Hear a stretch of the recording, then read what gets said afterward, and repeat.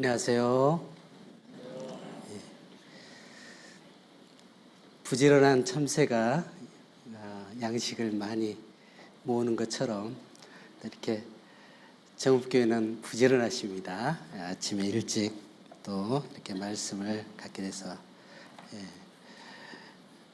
많은 양식을 얻을 수 있을 것 같습니다. 같이 잠깐 기도드리겠습니다. 우리를 사랑하시는 거룩하고 자비하신 살아계신 아버지 하나님, 저에게 생명과 호흡과 만물을 허락하시고 특별히 저에게 영원한 생명을 허락하셔서 영원한 천국의 소망을 두고 살아갈 수 있도록 자비를 베풀어 주신 귀한 은혜에 감사드립니다. 우리의 나머지 삶도 은혜 위에 은혜를 부어주시는 주님의 도우심으로 저희들 또 신앙생활을 하고 있습니다.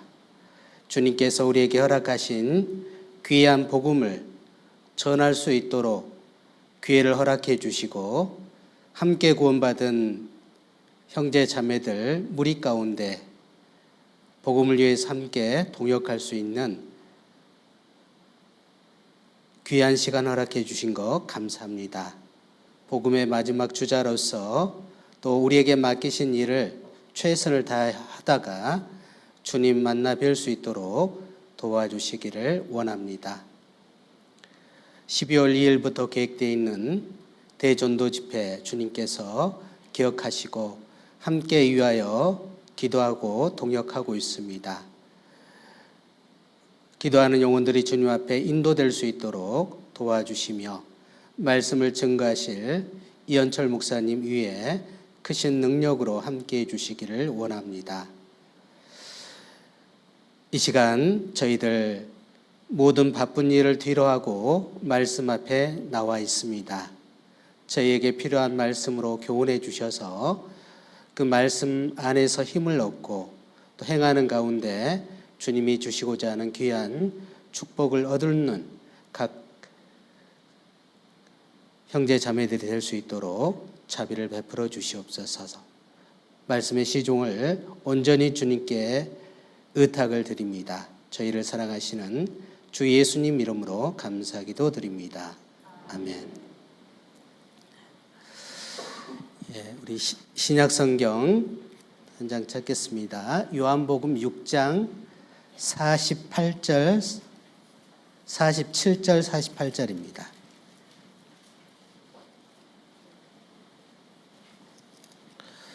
요한복음 6장 47절 48절입니다.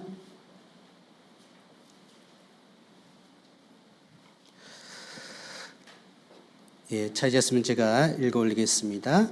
진실로 진실로 너희에게 이르노니 믿는 자는 영생을 가졌나니 내가 곧 생명의 떡이로라. 요한복음을 예수님이 기록하신 목적이 있습니다. 요한복음 20장 31절에 하나님이 그리스도이심을, 예수님이 그리스도이심을 알고 또 그 이름을 힘입어 생명을 얻게 하기 위해서 요한복음을 기록했습니다. 그래서 사복음서가 있는데 요한복음은 독수리 복음이라고 합니다. 하늘로서 오신 예수님, 그래서 신성을 강조하고 있습니다. 그리고 여러 복음서가 있지만 많은 사람들이 복음을 깨달을 수 있는 말씀이 주로 요한복음에 있습니다. 그래서 요한복음을 통해서 구원받은 분들이 굉장히 많죠. 그래서 요한복음 1장 29절의 말씀이나 또 요한복음 19장 30절 말씀, 이런 말씀을 통해서 예수님의 십자가에서 이루신 일을 통해서 구원받은 분들이 많습니다. 그래서 요한복음은 하나님의 아들 예수님에 대해서, 예수님의 신성에 대해서 잘 강조한 말씀들이 기록이 되어 있습니다. 그래서 요한복음에는 이제 여러 가지 7가지 이적도 있었고 7가지 선언이 있었습니다. 그래서 7가지 선언은 예수님은 생명의 떡이다. 오늘 말씀드리고 싶은 말씀인데요. 그리고 예수님은 생명의 빛이다. 예수님은 빛이시다. 또 참빛이다. 이렇게도 표현하고 있고요. 예수님은 문이다. 양의 문이다. 문을 열어줘야지 하나님께로 들어올 수 있는 것처럼 문이다. 그리고 예수님은 양의 목자다. 그리고 예수님은 나는 부활이요 생명이다. 그리고 나는 길이요 진리요 생명이다. 그래서 길이다는 것을 표현하고 있고요. 또 예수님은 나는 포도나무요 너희는 가지다. 그래서 예수님이 나는 누구다 이런 것은 바로 예수님의 하실 일과 예수님의 신성에 대해서 잘 나타나 보여주십니다. 그래서 특별히 예수님의 7가지 이적 중에서 오병이어의 사건은 굉장히 중요합니다. 요한복음 6장은 주제는 생명의 떡이다 이걸 강조하고 있습니다. 그래서 그 주제의 배경이 되는 것은 바로 오병이어 사건, 물고기 보리떡 5개와 물고기 2마리로 5,000명이나 되는 사람들이 먹고 남은 바구니가 12바구니가 되죠. 그 사건을 통해서 많은 사람들이 이제 그 작은 아이의 도시락을 가지고 나눴는데 그것이 모든 사람에게 양식이 될 뿐만 아니라 또 충분히 먹고 남았을 뿐만 아니라 그것이 또 모든 사람 먹고 남은 조각을 모았는데 12바구니입니다. 물론 결론적으로 얘기한다면 어린아이의 작은 희생인 도시락을 예수님이 이제 축사하시고 떼어서 주셨는데 사실은 오병이어는 결론적으로 예수님의 그 죽으심을 상징합니다. 예수님의 희생을 통해서 모든 사람에게 생명의 양식이 될 것을 그런 능력이 있으신 것을 미리 보여주시는 것입니다. 그리고 12방울이가 남은 것은 이스라엘의 12지파들에게도 또 그 생명의 양식을 나눠줄 것을 염두에 두고 말씀하신 것입니다. 어쨌든 요한복음 6장은 굉장히 중요한 내용들이 기록이 되어 있다고 할 수 있습니다. 요한복음 6장 한번 다시 보시겠습니다. 6장 6절입니다. 5절부터 제가 읽어보겠습니다. 요한복음 6장 5절부터 읽겠습니다.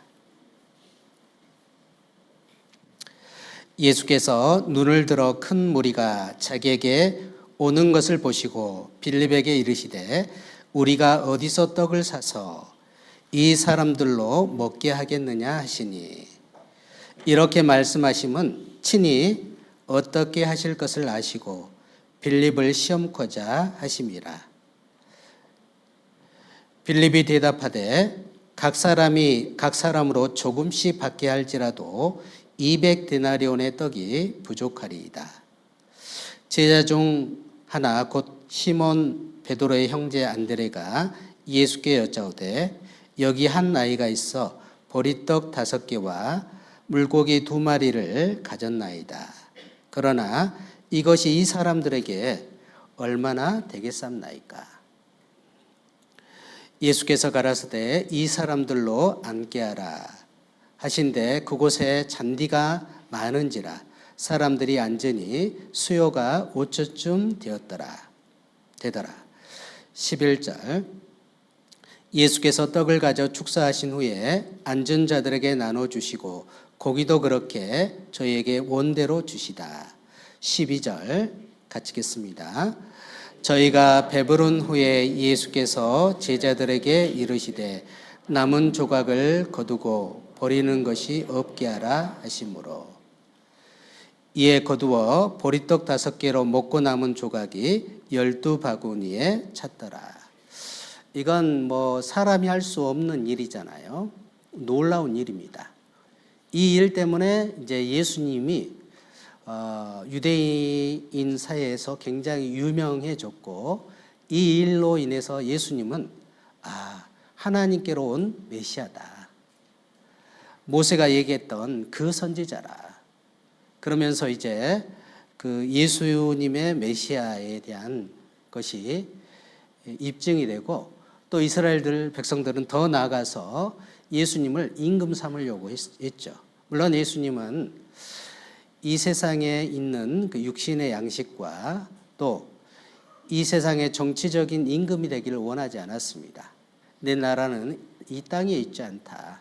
예수님은 영원한 나라의 그 왕이시고 그 나라의 백성을 준비하기 위해서 사실은 그들의 가장 큰 문제인 생명을 잃게 하는 죄 문제를 해결하고 생명을 얻게 하고 영원한 천국에 들어가게 하는 것이 예수님의 사역의 목적이죠. 그러니까 같은 사건 아래에 있지만 생각은 전혀 다른 생각을 하고 있는 것입니다. 예수님은 어쨌든 많은 말씀을 하시고 또 그들에게 복음에 증거하시고 또 하나님 나라의 일을 계속 전파하셨습니다. 이 오병이어의 사건은 사복음서에 동일하게 기록이 되어 있습니다. 그래서 중요한 사건이기 때문에 마태복음 14장이나 또 마가복음 6장, 누가복음 9장, 또 이 요한복음 6장에 이 사건이 기록되어 있기 때문에 굉장히 중요하다고 할 수 있습니다. 마가복음 6장을 한번 보시겠습니다.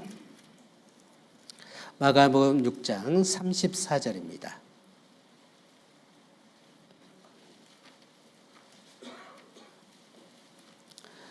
마가복음 6장 34절.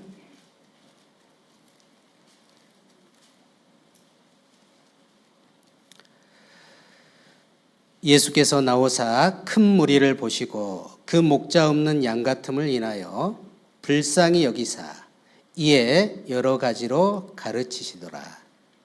35절. 때가 저물어 가매 제자들이 예수께 나와 여짜오되 이곳은 빈들이요 때도 저물어 가니 무리를 보내어 두루 촌과 마을로 가서 무엇을 사 먹게 하옵소서. 이제 이 오병이어의 사건을 통해서 우리가 여러 가지 교훈을 받을 수가 있는데, 이제 저는 한 5가지 정도. 해가 저물어 갈 때, 그리고 너희가 먹을 것을 주어라, 예수님 그런 말씀하셨고요.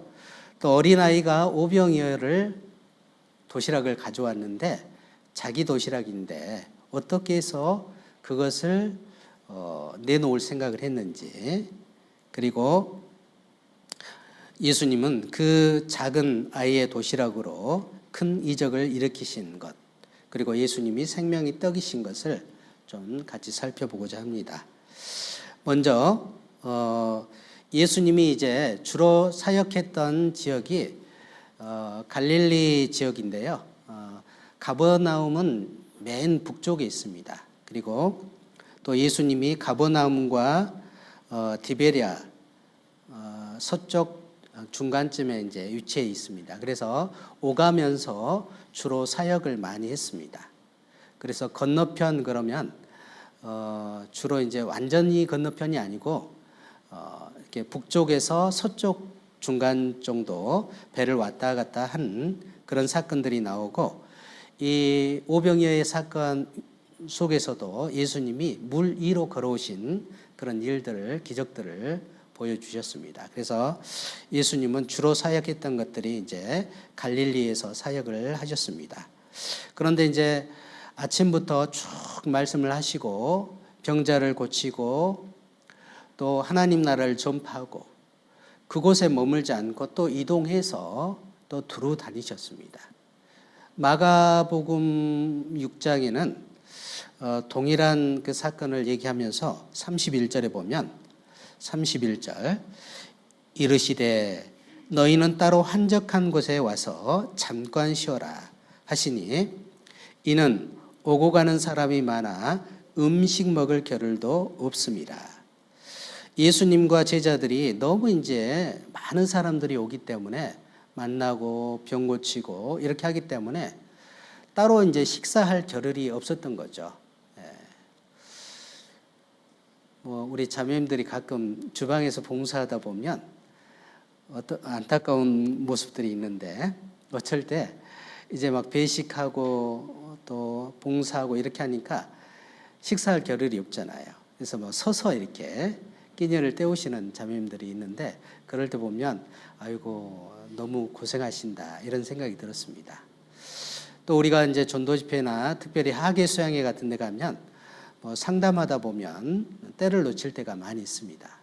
그러니까 이렇게 인도하신 분들은 너무나 안타까운 마음으로 가족들을 인도하기 때문에 그 하다 보면 이제 시간이 지나서 어떤 그런 경우들이 이제 가끔 있죠. 그런데 예수님은 그런 일들이 많이 있었던 것 같아요.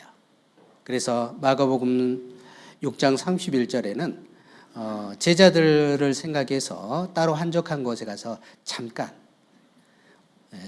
쉬어라 그랬습니다. 오래 쉬면 안 되겠죠. 그래서 먹을 수 있는 그런 시간을 배려하신 것입니다. 그러니까 예수님은 두루 다니며 그 일을 하신 거죠. 그리고 이제 해가 저물어 가는 것입니다. 35절 때가 저물어 가매 제자들이 예수께 나와 여짜오되 이곳은 빈들이요 때도 저물어 가니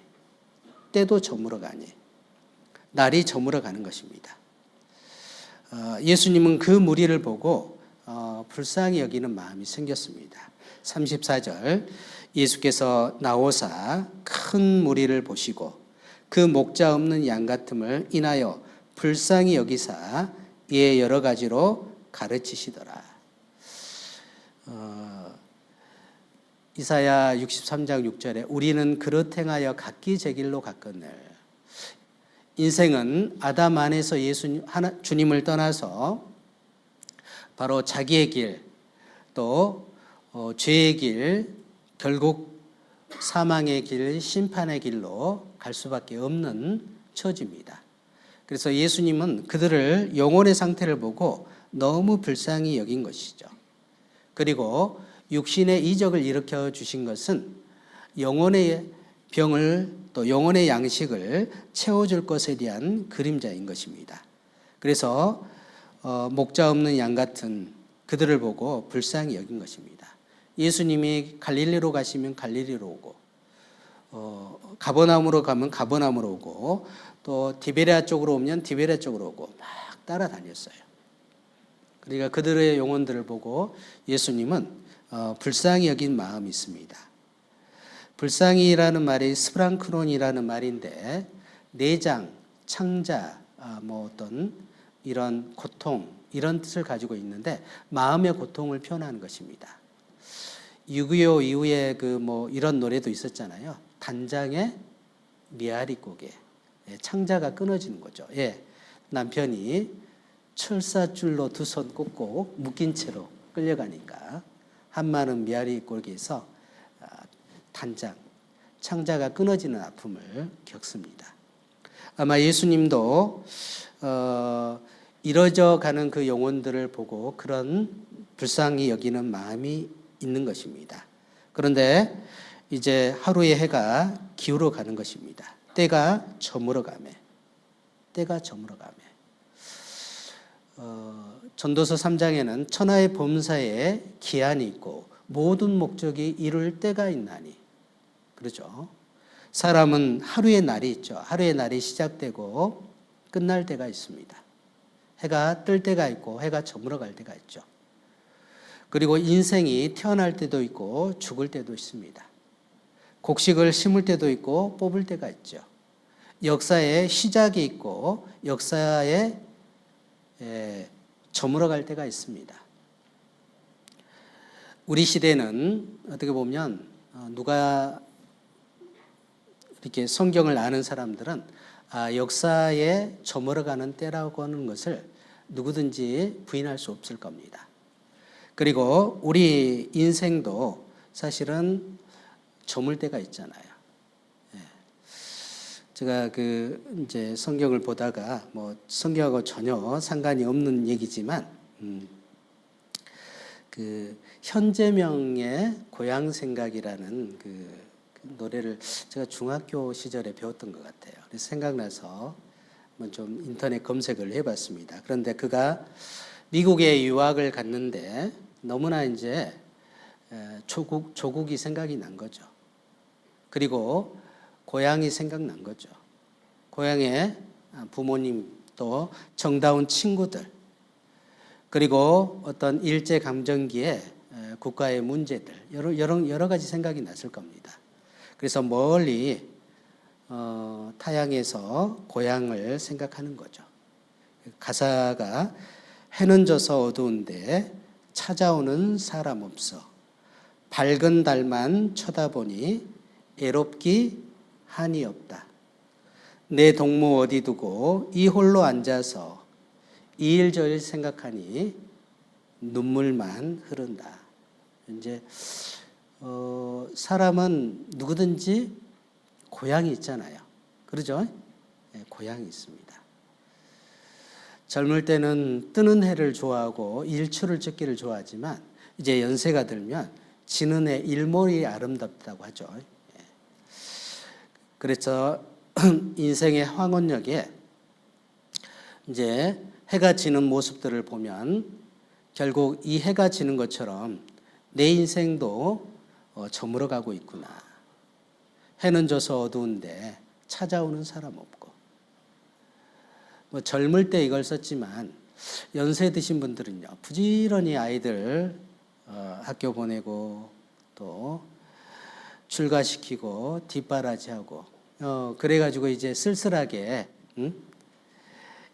찾아오는 사람 없고 석양을 쳐다본다면 거기에 만약에 또 아내와 남편이 있으면 그나마 다정하겠죠. 혼자 있다면 얼마나 쓸쓸하겠어요.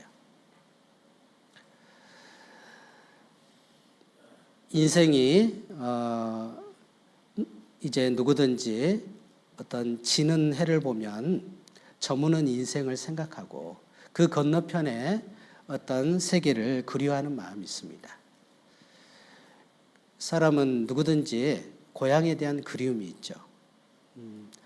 나의 살던 고향은 꽃피는 산골.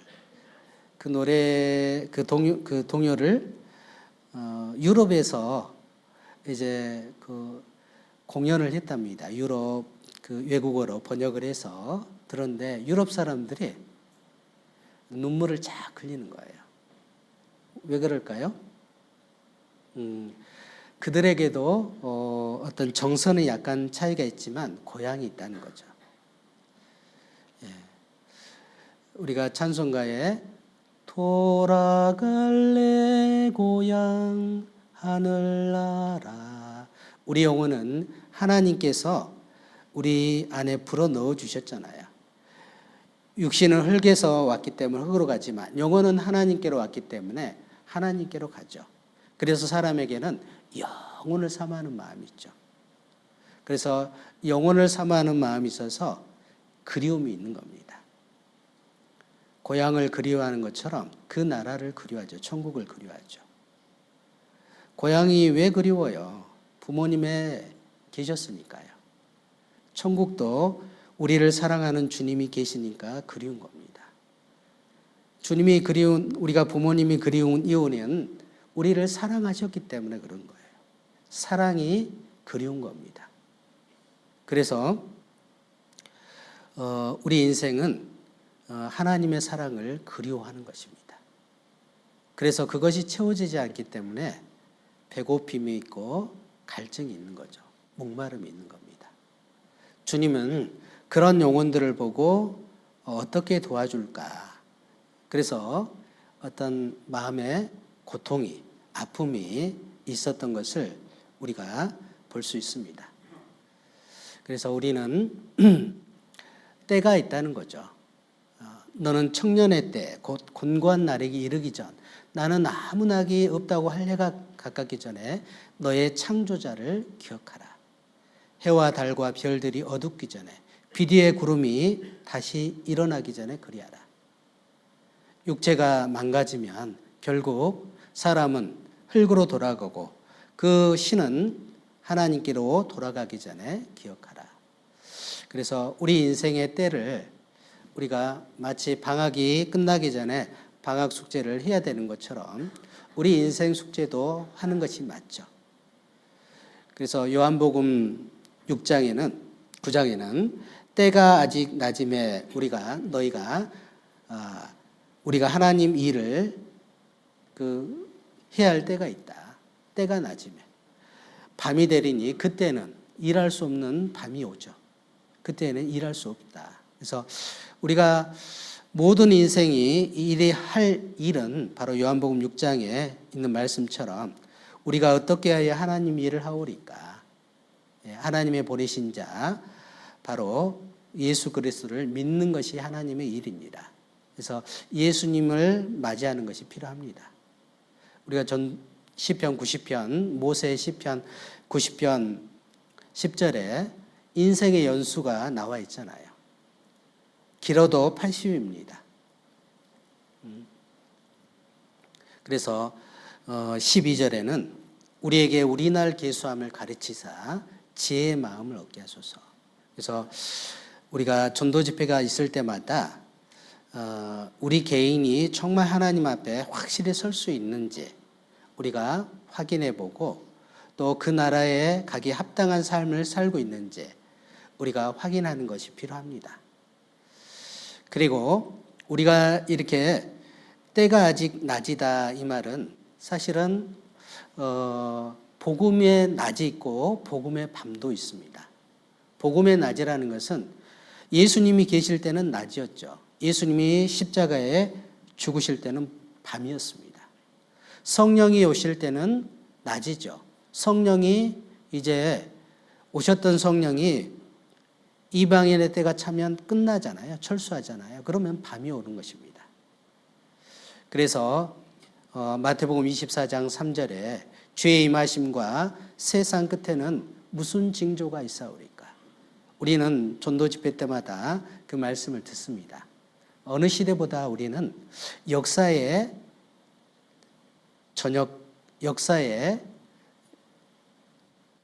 그 저물 때를 지금 우리는 맞이해 있습니다. 그래서 어떻게 하든지 말씀을 들을 수 있는 사람들에게 최대한 이 말씀을 전하고자 하는 그런 간절한 마음이 있죠. 그래서 예수님은 어쨌든 그 예수님 앞에 나오는 아직 영혼의 안식을 얻지 못하는 그 영혼들을 보고 불쌍히 여기는 그런 간절한 마음이 있었던 것입니다. 요한복음 6장 다시 한번 보시겠습니다. 6장 5절입니다.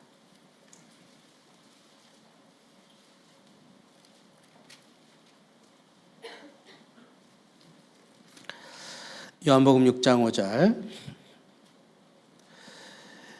예수께서 눈을 들어 큰 무리가 자기에게 오는 것을 보시고 빌립에게 이르시되 우리가 어디서 떡을 사서 이 사람들로 먹게 하겠느냐 하시니 이렇게 말씀하심은 친히 어떻게 하실 것을 아시고 빌립을 시험코자 하심이라. 빌립이 대답하되 각 사람들로 조금씩 받게 할지라도 200데나리온의 떡이 부족하리이다. 빌립은 계산을 해봤습니다. 데나리온은 장정의 품삯이잖아요. 200데나리온이면 장정의 1년 연봉이라고 할 수 있겠죠. 1년 연봉이면 꽤 많죠. 쓰지 않고 모아놓은 연봉 정도 될 겁니다. 그러니까 굉장한 양의 지금으로 얘기한다면 몇천 되겠죠. 4, 5천 되겠죠. 그 돈으로도 조금씩 먹게 할지라도 부족할 것입니다. 빌립은 아주 현실적인 그리고 우리와 같은 생각을 가지고 있었던 것 같아요. 계산을 두드려 봤더니 안 되는 것입니다. 그래서 부족하리이다. 그런데 8절 제자 중 하나 곧 시몬 베드로의 형제 안드레가 예수께 여짜오되 여기 한 아이가 있어 보리떡 5개와 물고기 2마리를 가졌나이다. 그러나 그것이 이 많은 사람들에게 얼마나 되겠었나이까. 물론 안드레도 어린 아이의 도시락을 예수님 앞에 가지고 왔죠. 그런데 보니까 어떻게 해요? 턱도 없잖아요. 제자들 먹기도 부족하잖아요. 아이 도시락이니까. 그래서 얼마나 되겠습니까? 너희가 먹을 것을 주어라 이렇게 하기 때문에 제자들은 자기 생각과 또 경험 그리고 실제로 봐도 그럴 수밖에 없는 거죠. 그런데 그들이 몰랐던 것은 하늘로서 오신 예수님, 하나님이 사람의 몸을 입고 오신 그 예수님이 하시는 일을 예수님이 곁에 계신 것을 알지 못했죠. 그래서 굳이 얘기한다면 200데나리온의 떡이 부족합니다. 그리고 또 이 떡이 사람들에게 얼마나 되겠습니까? 바로 모든 일에 우리는 교훈을 얻을 수 있는 것이요. 세상 일과 또 주님의 복음을 증가하는 일에 차이가 있습니다. 주님의 일은 주님이 함께 역사하시고 함께 하시는 것입니다. 그래서 우리는 어떤 계산기를 두드려 보고 또 뭔가 어떤 일을 해봅니다. 저도 어떤 과거에 어떤 지역에서 무슨 일을 하다 보면 도저히 이렇게 해서는 안 될 것 같아요. 그런데 저는 안 될 것 같아요. 근데 다른 분이 와서 하셨는데 되시더라니까. 그러니까 믿음이 부족한 것이지 불가능한 것이 아니다는 거죠. 우리가 부족하다고 하고 얼마나 되겠습니까? 이렇게 얘기하는 것은 사람의 방법이죠. 사람의 생각이고 현실적인 문제만을 보는 거죠. 그러나 주님이 그렇게 답을 했던 것은 주님이 빠져 있기 때문에 그렇습니다. 주님의 능력을 모른 거죠. 그래서 특히 빌립이라는 사람은 특별하죠. 굉장히 현세주의적인 말을 많이 합니다. 그래서 주로 예수님이 그 어떤 이적을 베푸시기 전에 빌립에게 많은 질문들을 하잖아요. 빌립에게 예수님의 신성을 알려주고 싶은 마음이 있었던 겁니다. 그래서 결국 우리는 예수님을 주님의 역사 가운데 일 가운데 우리가 사람의 방법과 또 생각으로만 하고 주님을 빼버린다면 아마 정말 주님의 역사가 제한될 수밖에 없다고 생각이 됩니다. 반대로 아무리 적은 양이고 아이의 도시락에 불과하지만은 그것으로 놀라운 일을 할 수 있는 거죠. 그래서 우리는 특별히 일꾼들은 더 주님을 의지하고 오픈된 마음, 또 주님이 하시면 모든 것이 가능하다는 그 믿음을 키우는 것이 필요하다고 생각이 됩니다. 요한복음 6장 10절입니다. 10절 예수께서 가라사대 이 사람들로 앉게 하라 하신대 그곳에 잔디가 많은지라 사람들이 앉으니 수요가 5천쯤 되었더라. 수요가 5천쯤 되었는데 주로 이스라엘 사람들은 장정들을 주로 쉬었잖아요, 수에. 그래서 그런데 아마 어린아이 또 부녀까지 한다면 거의 한 15,000에서 2만 명 정도 되지 않았을까. 그런 많은 사람들이 모여 있는 겁니다. 그래서 예수께서 떡을 가져 축사하신 후에 앉은 자들에게 나눠주시고 고기도 그렇게 원대로 주시다. 축사한다는 것은 하나님께 감사하고 또 하나님께 기도하는 것이죠. 축복의 기도를 한 것입니다. 그런데 그리고 나눠줬는데 많은 사람들이 그것을 먹게 된 겁니다. 놀랍죠. 그리고 이제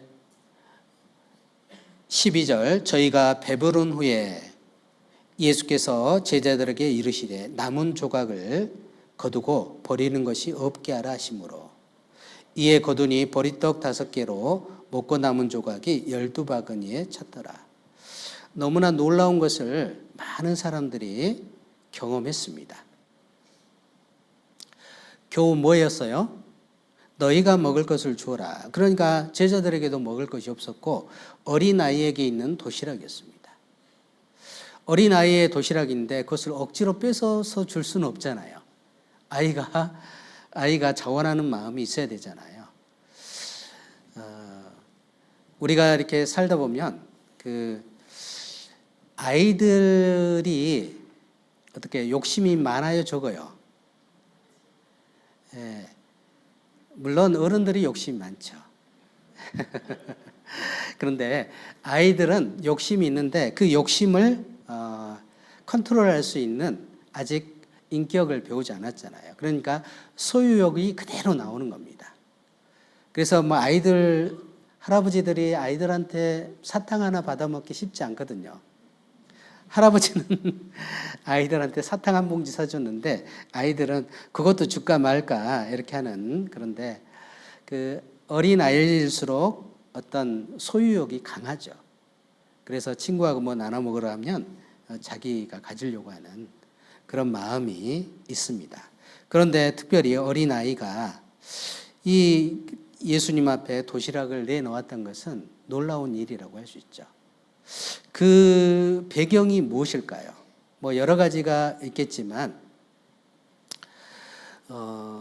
그 아이의 마음에 뭔가 변화가 있었을 거고 예수님에 대한 어떤 예수님의 말씀을 듣고 충분한 예수님의 말씀을 듣고 예수님이 얼마나 사랑이 많으신지 그리고 많은 병자를 고치고 능력을 행하시고 그리고 이렇게 그런 일들을 예수님이 하신 일들을 보고 예수님 말씀을 들었기 때문에 아마 그러지 않았을까 이런 추측을 해볼 수 있습니다. 누가복음 5장입니다. 누가복음 5장. 그 아이가 예수님께 드릴 수 있었던 마음은 배경은 아마 말씀이지 않았을까 이런 생각이 듭니다. 누가복음 5장입니다. 5장 1절.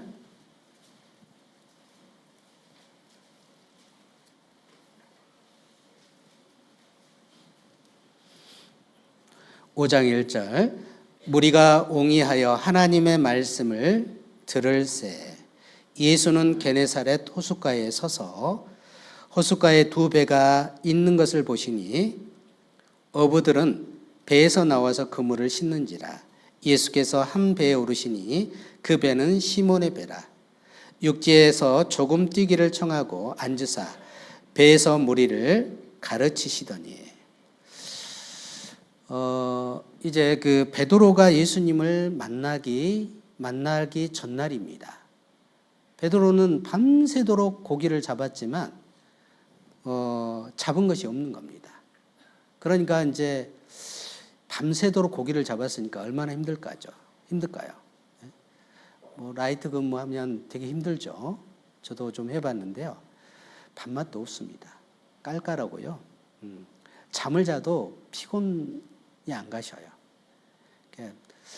진짜 일벌레구나 이런 생각을 하면서 이제 사는 경우도 있었는데요. 베드로는 밤새 특히 이제 바다 위에서 배에서 일을 해보면요. 가끔 이제 제가 바닷가에 주로 강화, 녹동, 무안 이렇게 바닷가에 주로 사역을 하다 보니까 가끔 이제 배를 타본 적도 있습니다. 배 타면요, 배멀미를 하거든요. 그리고 중심을 계속 잡아야 되니까 굉장히 힘들어요. 그리고 위험합니다. 말도 험하죠. 위험하니까. 뭐 존댓말 쓸 수가 없어요. 왜냐하면 잘못하면 죽으니까. 그러니까 거칠고 험합니다.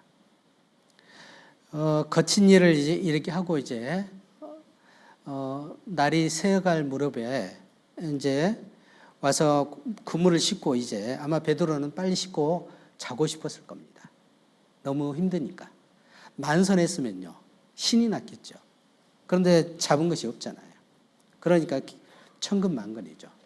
그런데 예수님이 하필 누구 배에서 한 배에 올랐다고 성경은 그렇게 나와 있지만 예수님은 의도적으로 누구의 배에? 베드로의 배에 타셨습니다. 그리고 이제 설교를 하시는 거죠.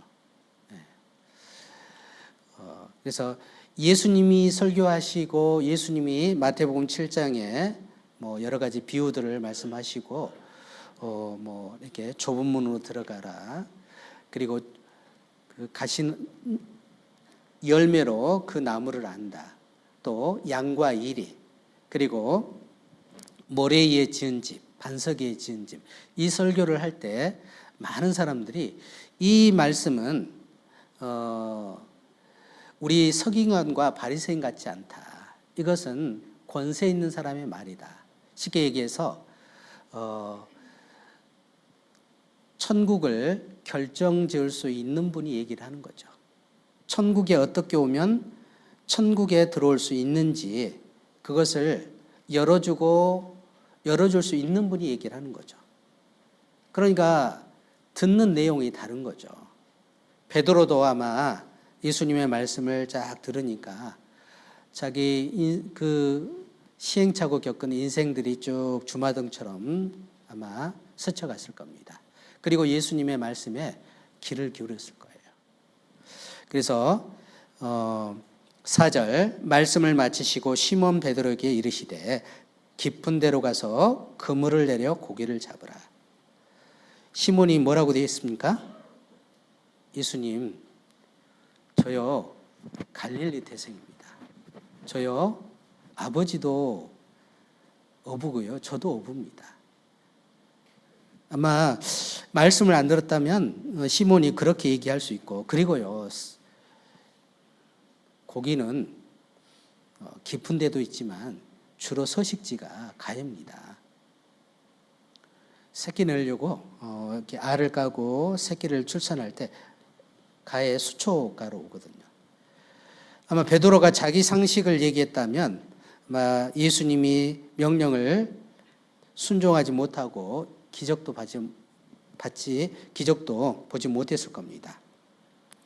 5절에 우리가 잘 아는 것처럼 시몬이 대답하여 가로되 선생이여 우리가 밤이 맞도록 수고를 하였으되 얻은 것이 없지만은 말씀에 의지하여 내가 그물을 내리리다 하고 그리한즉 고기가 많았습니다. 그러니까 베드로의 상식과 베드로의 경험과는 전혀 다른 예수님의 명령에 말씀에 순종했어요. 그 순종할 수 있었던 그 힘이 될 수 있었던 것은 바로 베드로 배 위에서 예수님이 설교하신 겁니다. 그 말씀을 들으니까 베드로의 마음이 달라지는 거예요. 그러니까 무리가 옹이하여 하나님의 말씀을 들을새 5장 1절에 들을새 그 사이죠. 사이. 새라는 말이 기노마이라는 뜻입니다. 그런데 이제 주어가 빠져 있지만 생겨나다, 일어나다, 되다, 만들어지다, 행해지다. 그러니까 예를 들어서 우리가 말씀을 들으면 어떻게 해야 돼요? 말씀에 순종하는 마음이 생기고 일어나게 되고 또 만들어지고 행해지는 거예요. 그러니까 우리 신앙생활의 가장 기초가 되는 것이 말씀을 듣는 거죠. 이 아이가 도시락을 싸왔는데 왜 도시락을 싸왔어요? 예수님의 말씀을 쭉 들은 겁니다. 그리고 아마도 보통 아이들은 끈질기지 않잖아요. 얘는 예수님 계속 따라다니고 싶었던 거예요. 예수님을 닮고 싶었고 예수님을 가까이 하고 싶었고 예수님 말씀을 더 듣고 싶었을 거예요. 그러니까 엄마에게 도시락을 싸달라고 한 거겠죠. 그리고 말씀을 쭉 들은 거죠.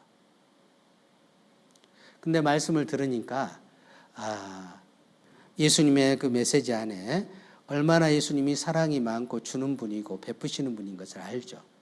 나도 받은 그 사랑을 조금이나마 보답하고 싶구나. 나도 예수님한테 뭔가 기쁨을 드리고 싶은 마음이 있었을 겁니다. 그러니까 그 아이는 너희가 돌이켜 어린아이와 같이 되지 않으면 결단코 천국에 오지 못하리라. 어린아이들은 금방 변하잖아요. 아이들이 이게 복음을, 죄를 얘기하면요, 완전히 초상집입니다. 근데 복음 얘기하면 금방 또 완전히 뭐 잔치집이 됐죠. 그래서 그 아이들을 보면 그 정말 자기 생각을 없이 100% 그 받아들이는 것을 봅니다. 이 아이도 아마 예수님 앞에 여러 가지 생각을 가지고 뭐 우리가 추론해 볼 수밖에 없죠. 그러나 그 아이, 욕심 많은 본성이 욕심 많은 아이가 기꺼이 예수님 앞에 도시락을 준 이유는 아마 말씀에 들은 결과일 겁니다. 그리고 그 말씀을 더 듣기 위해서 도시락을 또 챙겨온 거죠. 그런데 마침 그것이 예수님이 필요하시기 때문에 예수님이라면 어떻게 하실 거라. 그래서 내놓은 겁니다. 그 어린아이의 예수님은 오병이어가 아니더라도 그 자리에서 나눠주실 수 있잖아요. 그런데 예수님은 그 어린아이의 작은 것을 받으시는 거예요. 어린아이의 작은 것이지만 어린아이에게가 주는 예수님에게 드리는 마음을 받으신 거고 예수님을 드리고자 하는 그 아이의 정성을 받으신 거죠. 하나님은 그렇게 역사하시는 것입니다.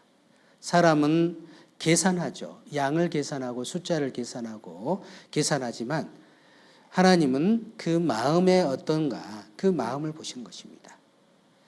우리도 여러 가지 바쁜 일이 있지만 우리가 주일날 이렇게 시간을 내고 이렇게 하는 것은요. 나도 시간의 도시락을 가져온 거예요. 어떤 분들은 오전 시간만 탁 하고 오후 시간은 내 스케줄대로 해야 되겠다. 이렇게 한 분은 어떻게 해요? 도시락을 반만 싸온 거죠. 반만. 그런데 주일은 뭐예요? 주일은 정말 우리가 주님이 부활하신 날이잖아요. 그래서 어떻게 보면 일주일이 모든 날이 주님의 날이지만 특별히 주일만큼은 우리가 주님의 영광을 위해서 살아갈 수 있도록 때로는 우리는 시간의 도시락도 충분히 가져오는 것이 필요하죠. 만약에 시간의 도시락을 적게 싸우면요. 조마조마하는 거예요. 교일에 뭔가 딜레이되고 시간이 딜레이되고 좀 뭔가 늦어지면요. 예가 탑니다. 그리고 불평스러운 마음이 들어요. 그리고 불만을 토하게 되는 겁니다. 우리는 충분한 시간의 도시락도 또 때로는 가져오는 것이 필요합니다. 그래서 우리도 뭐 또 때로는 또 체력의 도시락도 있죠.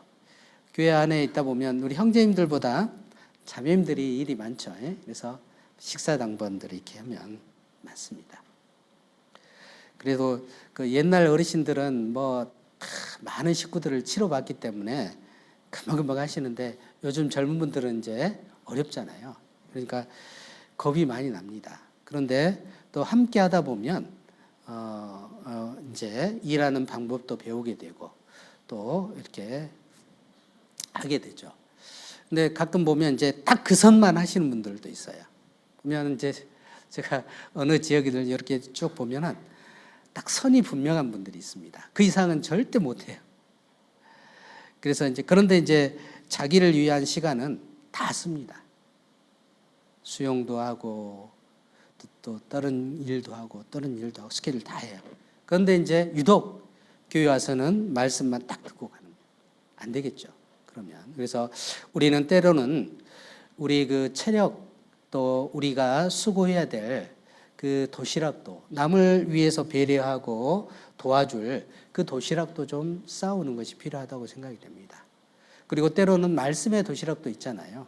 좋은 말씀이 있으면 그것들을 또 전해주고 또 이게 참 힘이 되더라 이렇게 하면서 내가 내 양식도 있지만 또 다른 사람을 위해서 그 소개해주고 또 전해주고 하는 그 말씀의 도시락도 때로는 필요하다고 생각이 됩니다. 그래서 그 아이의 작은 도시락이지만 예수님은 아주 큰 일을 하신 것입니다. 그리고 아이는요, 우리가 볼 때는 적은 도시락이지만 자기의 전부를 드린 거잖아요. 하나님은 전부를 원하십니다. 전부. 그래서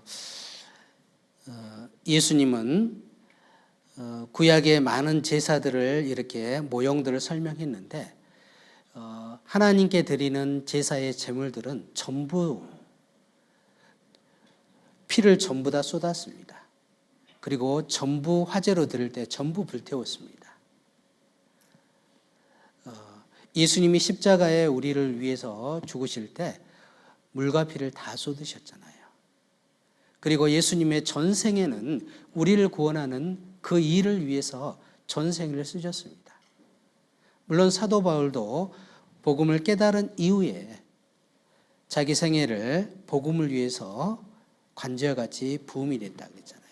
그래서 하나님은 소수의 사람이지만 전부를 원하는 것입니다. 하나님은 능력보다는 그 사람의 마음을 보고 그 사람의 중심을 보는 것입니다. 마음도 좋고 능력이 있으면 얼마나 좋겠어요. 혹 능력이 없어도 마음이 있다면 그리고 전심으로 살아간다면 전심을 하나님은 받으시는 거죠. 그래서 하나님은 아주 적은 도시락이지만 전부를 드린 그 아이의 헌신을 받으신 것입니다. 그것으로 예수님은 그 이적을 나타내신 거죠. 그러니까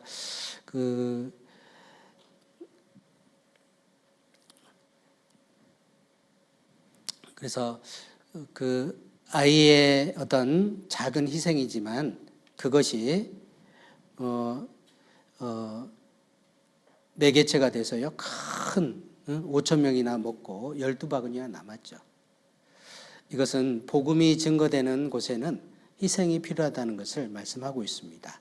요한복음 6장 35절입니다. 요한복음 6장 35절.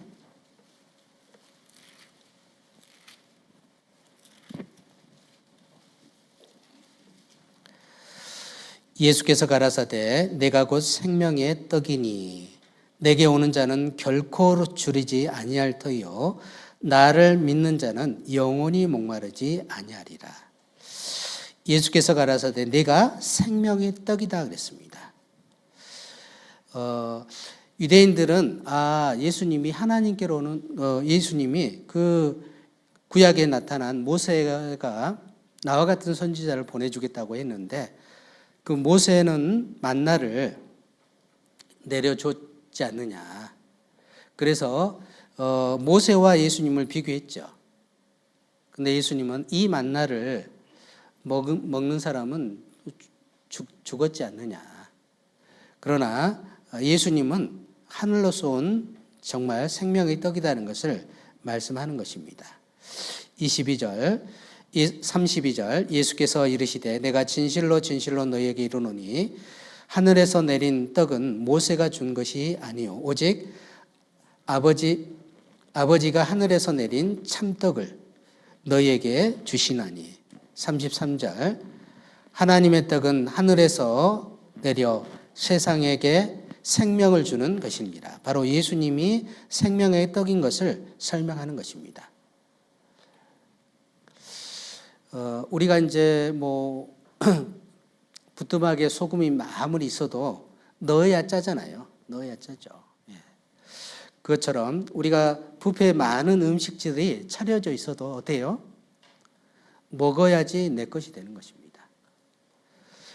예수님은 너무 쉽게 설명하죠. 우리가 늘 음식을 먹고 끼니 때마다 음식을 먹고 물을 마시잖아요.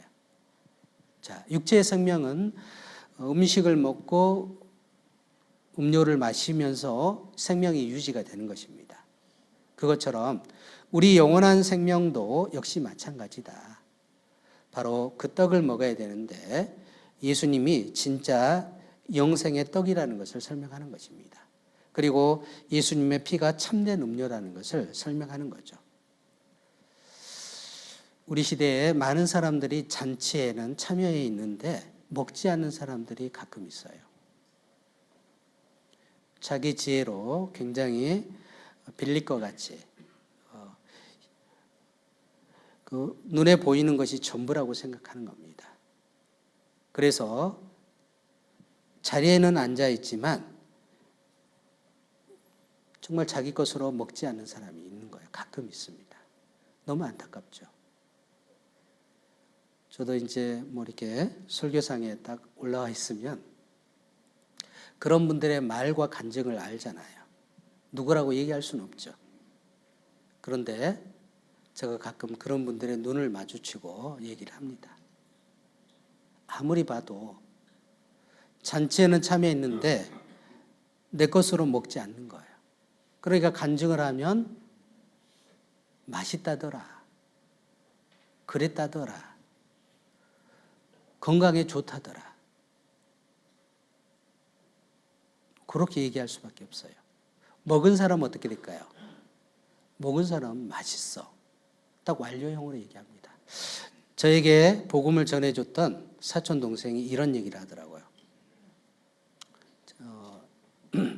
형, 제가 하나님 말씀을 배웠어요.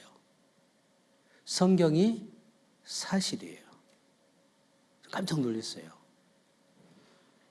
하나님이 살아 계셔요. 그리고 내가 형이 알다시피 장구졌잖아요. 이 장구졌다는 말은 전라도 표준어입니다. 아주 간펐다. 좀 뭐라 그럴까요? 그러니까 그 이제 뭔가 동네에서 서리가 있거나 뭐가 있으면 몇 명 딱 짚으면 거기에 포함되는 예였거든요. 그러니까 형도 알다시피 간펐잖아요. 그런데 제가 많았지만 저가 예수님이 내 죄를 용서해 주셨어요. 저는 지금 죽어도 천국 가요. 제가 기도하면 하나님이 들어주셔요. 저는 정말 행복합니다. 제가 어떻게 했을까요? 너무 충격을 받았어요. 제가 기독교 학교에도 다니고 누나가 가는 교회에도 가봤습니다. 철야기도도 가봤어요. 제가 만나는 사람 중에 그렇게 얘기한 사람이 없었어요. 저는 너무 놀랐어요. 충격을 받았습니다. 돌짝으로 하나 맞은 것 같은 느낌을 받았어요. 그러나 저 본성은 뭐예요? 타락한 기질은 있었어요. 물론 동생 아주 쫑꾸를 많이 줬죠. 나도 다 안다고. 아마 동생이 질려버렸을 거예요. 그런데 이제 이 전도 집회를 듣는 가운데 이 모든 문제에 답이 성경에 있습니다. 그리고 배우는 가운데요, 진짜 동생 같은 믿음이 생기는 거예요. 그래서 먹은 사람과 안 먹은 사람의 차이가 있는 거예요. 예수님은 먹지 않는 사람들에게 먹으라고 얘기하는 것입니다. 51절입니다.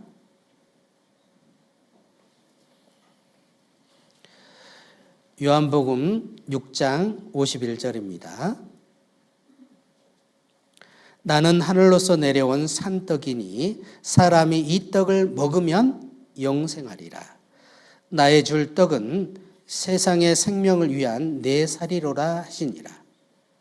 그러니까 예수님이 구체적으로 말씀하셨잖아요. 제자들은 이게 무슨 말인지 아마 몰랐을 겁니다. 53절 예수께서 이르시되 내가 진실로 진실로 너희에게 이르노니 인자의 살을 먹지 아니하고 인자의 피를 마시지 아니하면 너희 속에 생명이 없느니라. 내 살을 먹고 내 피를 마시는 자는 영생을 가졌고 마지막 날에 내가 그를 다시 살리리라. 55절 같이 읽겠습니다. 내 살은 참된 양식이요 내 피는 참된 음료로다. 그러니까 영혼의 양식이고 영혼의 음료가 바로 예수님의 살과 피죠. 우리 마태복음 26장입니다. 마태복음 26장.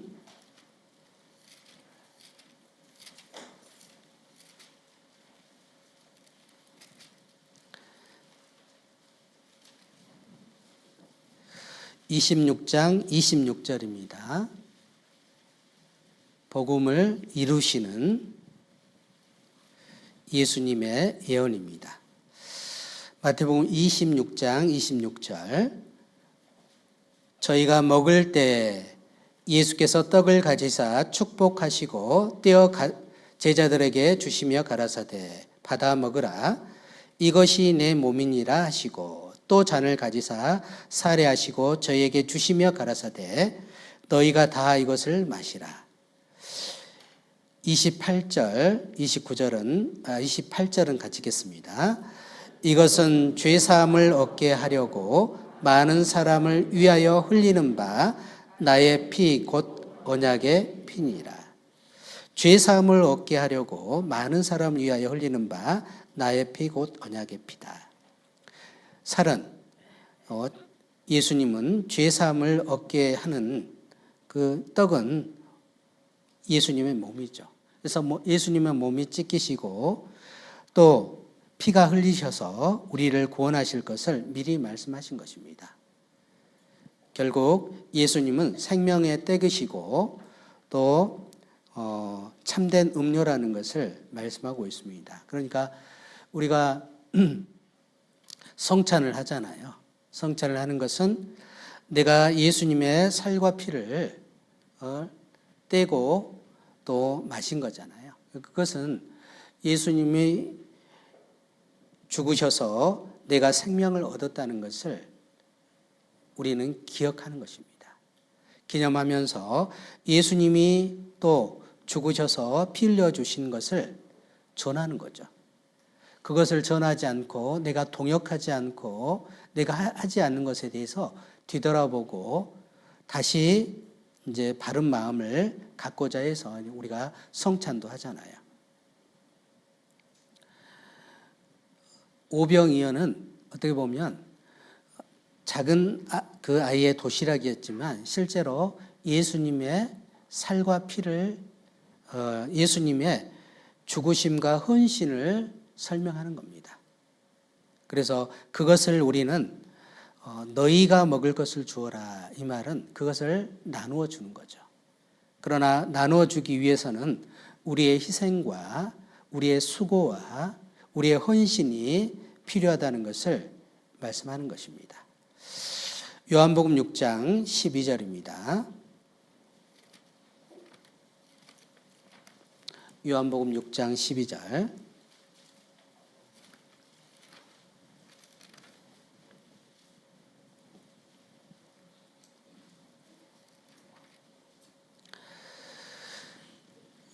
저희가 배부른 후에 예수께서 제자들에게 이르시되 남은 조각을 거두고 버리는 것이 없게 하라 하시므로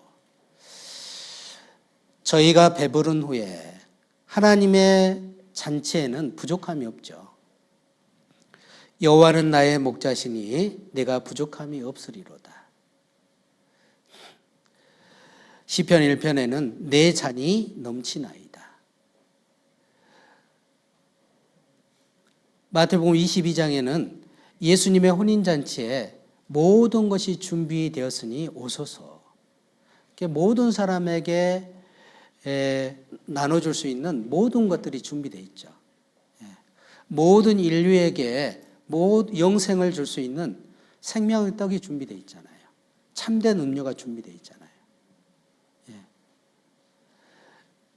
아버지는 돌아온 탕자를 위해서요, 살찐 송아지를 잡았잖아요. 아이가 돌아왔는데 송아지를 잡았어요. 얼마나 먹을 것이 많겠어요. 인류의 모든 죄를 위해서요, 예수님이 희생되셨잖아요. 충분한 우리 죄값을 배나 갚았고 충분히 갚으신 것을 설명하고 있습니다. 그리고 12바구니에 남은 것은 또 모든 사람에게 충분히 줄 수 있는 거죠. 노아 방주에 모든 것을 태웠지만 3분의 1만 채워졌다고 하잖아요. 나머지 3분의 2는요, 그들이 거절했습니다. 아마 그 동네에 많은 사람들을 태울 수 있는 충분한 공간이 있었을 겁니다. 그럼에도 많은 사람들이 노아 방주에 타지 않은 거죠. 주님은 주님의 그 잔치에 모든 것을 준비했고 충분히 준비했습니다. 우리 참고로 잠언 한번 보시겠습니다. 잠언 9장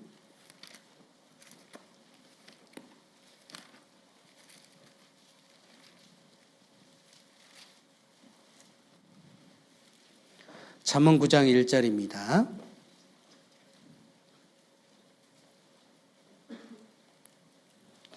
잠언 9장 1절 지혜가 그 집을 짓고 7 기둥을 다듬고 짐승을 잡으며 포도주를 혼합하여 상을 갖추고 그 여종들을 보내어 성중 높은 곳에 불러 이르기를 무릇 어리석은 자는 이리로 돌이키라. 또 지혜 없는 자에게 이르기를 너희는 와서 식물을 먹으며 내 혼합한 포도주를 마시고 어리석음을 버리고 같이 읽겠습니다. 생명을 얻으라. 명철의 길을 행하라 하느니라. 하나님의 잔치에 가면은 생명을 기쁘게 하죠. 생명을 기쁘게 하는 포도주가 있습니다. 주님의 보혈로 인해서 죄 씻음 받은 기쁨이 있죠. 영생의 기쁨이 있습니다. 우리는 이제 그 잔치에 마치 여종들처럼 손님을 초대하는 그 일을 우리가 12월 2일부터도 또 앞두고 지금 하게 되잖아요. 한 해가 기울어 가는 것을 통해서 우리는 많은 것들을 이렇게 생각해 보지만 또 그리스도인들은 내가 한 해 동안 계획한 일들이 정말 어느 정도 실천되었는가? 성경 읽기는 또 내가 전도하는 것은 또 내가 계획한 일들은 어쨌든 우리가 최선을 다해야 되겠죠. 마지막 집회니까. 저희도 이제 다음 주부터거든요. 그래서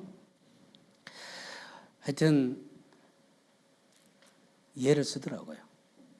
그래서 우리가 이제 바자회를 하는데 바자회 물품을 다 사가지고 이제 그 사가지고 사서 집에서 먹는 게 아니라 또 전도할 사람 다 붙여줘요.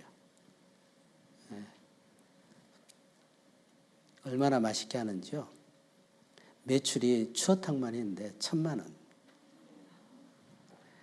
그래서 이제 그거 사가지고 전도도 하고 수익금으로는 이제 내년 하기 수양회. 그래서 저희가 1,500 좀 자랑을 해야 되겠네요. 1,500 목표했는데 2,000이 나와버렸어요. 그래서 절반은 해외 선교, 절반은 학예 수양회 이제 지원해서 버스도 좀 버스비도 하고 이렇게 하려고 준비를 했는데 어쨌든 그 형제 자매들이 그 바자회를 하지만 정말 시간도 투자하고 자기 물건을 또 가지고 오고 또 그것을 또 준비하고 이게 굉장히 많은 헌신이 들어가죠. 그리고 또 자기 돈으로 사가지고 그것을 또 전도할 대상에 드리고 그러니까 그 수고를 하나님께서 일일이 받으시는 것 같아요. 그래서 받으셔서 그것을 또 함께 역사해 주시는 거라고 생각이 됩니다. 버리는 것이 없게 하라. 그렇죠. 주님의 만약에 우리가 전도 집회를 딱 하는데요. 말씀이 듣다 보면 어떻게 해요? 말씀 좋다. 말씀 좋다. 그럼 누구 생각나요? 그 양반 조금만 더 권했으면 저만 이 말씀 들었으면 깨졌을 건데 이 말씀 들었으면 좀 마음이 열렸을 텐데 그런 마음이 들잖아요. 막 말씀이 아까운 생각이 들잖아요. 네. 그래서 우리는 버리는 것이 없게 하라 한 것처럼 정말 주님의 복음이 헛되지 않도록 우리가 요한복음 4장에 희어져 추수하게 되었도다 그러잖아요. 추수 못하면요. 보리를 추수 못하면 싹이 나고 가치가 없어지잖아요. 김장배추 못 거두면 어떻게 돼요? 설이 맞아서 못 쓰게 되잖아요. 그것은 아까운데 우리가 영혼을 못 거두는 것을 우리가 아까워하지 않으면 안 될 겁니다. 그리고 그 일에 주님은 우리의 헌신을 사용한다는 겁니다. 우리 요한복음 21장입니다. 좀 정리하겠습니다. 요한복음 21장.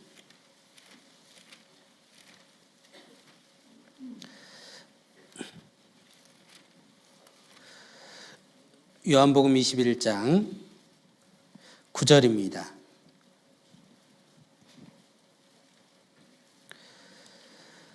요한복음 21장 9절. 육지에 올라와 보니 숯불이 있는데 그 위에 생선이 놓였고 떡도 있더라. 10절. 예수께서 가라사대 지금 잡은 생선 좀 가져오라 하신대. 여기 보면 요한복음 21장은 예수님이 십자가에 죽으셨기 때문에 베드로와 몇몇의 제자들이 낙창을 했잖아요. 고기 잡으러 간 겁니다.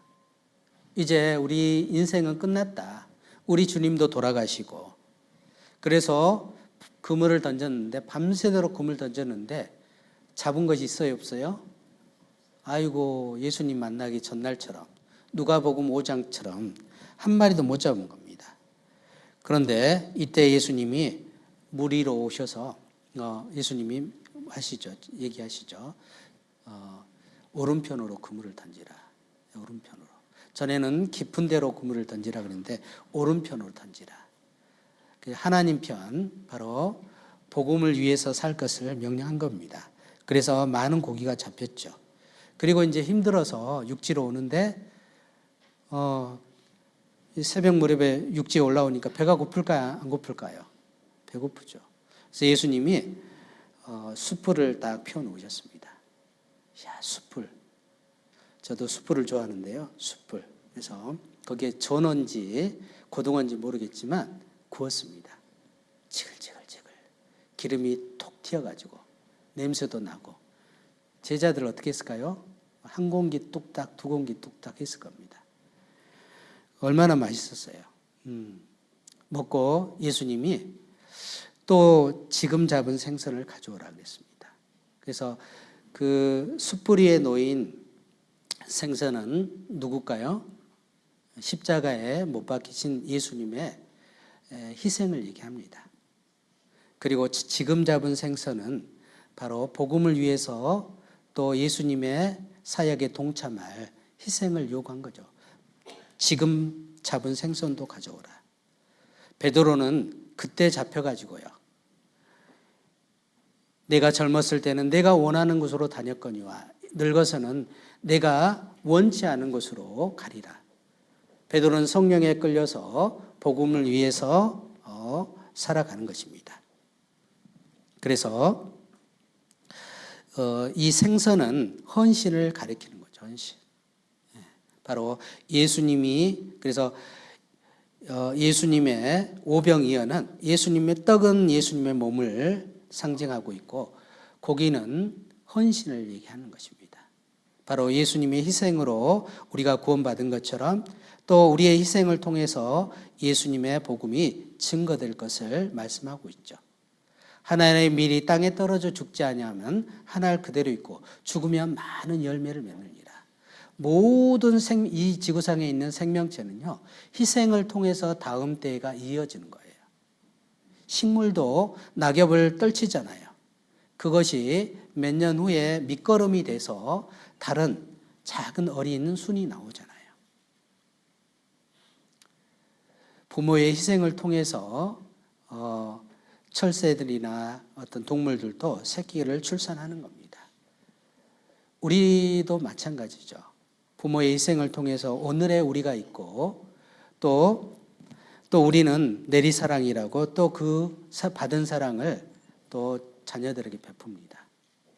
그런데 위대한 우리는 주님의 그 하늘의 미리인 주님의 몸이 찢겨주셔서 많은 알곡들이 생긴 거잖아요. 그래서 이 복음이 전해지는 곳마다 주님의 희생이 함께 전파되는 것입니다. 그래서 마리아가 향유를 예수님의 발 앞에 부었잖아요. 그러기 전에 마리아가 그런 희생할 수 있었던 마음도 어떠냐. 하나님의 말씀을 주님 앞에서 듣고 있었잖아요. 그러니까 우리 신앙의 근간이 뭐냐. 어떻게 말씀을 듣느냐. 그것이 우리 신앙의 어떤 기본이 되고 그것이 근간이 되고 그것이 기초가 돼서 헌신까지 이르죠. 그래서 우리는 늘 강조하지만 주님께서 일하시는 방법이 있는 것입니다. 마태복음 26장 한 번 더 보시겠습니다. 마태복음 26장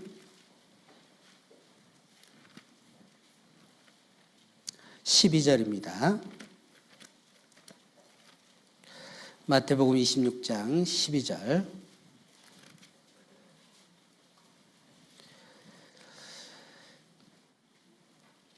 이 여자는 내 몸에 향유를 분 것은 내 장사를 위하여 함이니라. 13절은 같이 읽겠습니다. 내가 진실로 너희에게 이르노니 온 천하에 어디서든지 이 복음이 전파되는 곳에는 이 여자의 행한 일도 말하여 저를 기념하게 하리라 하시니라. 이 마리아의 행한 일이 기념이 되고 또 오병이어의 도시락을 드렸던 어린아이의 행한 일도 기념이 되죠. 하나님은 우리의 희생 위에 주님의 그 십자가의 헌신하신 일을 증거하는 일에도 우리를 사용하신다는 것을 알 수가 있습니다. 그래서 마지막 대전도 집회 우리가 또 함께 잘 준비해서요. 또 많은 분들이 생명을 얻고 하나님의 영원한 잔치에 참여하는 그런 귀한 역사가 나타나기를 바랍니다. 같이 기도하시겠습니다. 우리를 사랑하시는 거룩하고 자비하신 아버지 하나님, 죄 가운데 있던 우리 영혼을 구원해 주시고 영원한 천국의 소망을 얻게 해 주신 것 너무나 감사합니다. 주님이 십자가에 흘리신 보혈로 주님이 찢기신 몸을 통해서 우리가 구원을 얻고 천국의 소망을 얻게 되었습니다. 이 귀한 사실을 전하는 일에 우리를 사용해 주시고 주님께서 어린아이의 도시락을 받으시고 축사하신 것처럼 우리의 작은 희생과 헌신을 주님께서 받으시고 역사해 주실 것을 믿고 감사합니다. 우리 정읍교회를 통해서 더 많은 영혼들이 주님 앞에 돌아올 수 있도록 도와주시고 12월 2일부터 있는 집회 가운데도 주님 함께해 주시고 도와주시기를 원합니다. 또 수원에서 복음을 전하시는 담임 목사님 또 힘있게 말씀을 증거하고 무사히 귀가할 수 있도록 도와주시기를 원합니다. 오늘 오후에 있는 모든 교제도 함께해 주시고 도와주시옵소서. 저희를 사랑하시는 주 예수님 이름으로 감사기도 드립니다. 아멘.